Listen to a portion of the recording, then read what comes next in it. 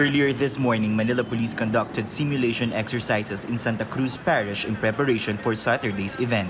The exercises include responding to an active shooting and a bomb threat.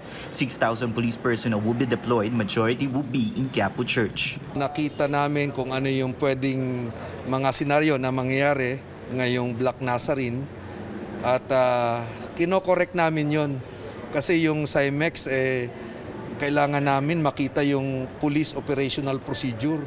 No terror threats so far, but the PNP says it will not let its guard down.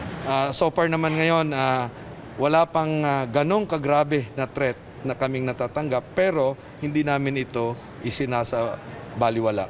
Inside Santa Cruz Parish, social distancing markers are in place. Face masks and face shields are also required. Similar measures are in place at San Sebastian Church where masses will be held starting tomorrow. At the Nazarene Catholic School, marshals known as the Hijos del Nazareno are spearheading the preparations. The group says the celebrations may be different but the purpose remains the same. Ang pinaka-importante po rito ay yung makapanalangin tayo sa Kanya at mas lalo natin mapaigting yung ating pananampalataya sa Kanya. Kahit na nasa ganito tayong sitwasyon ngayon, nasa kinakaharap nating pandemya. Tristan Nudalo, CNN Philippines.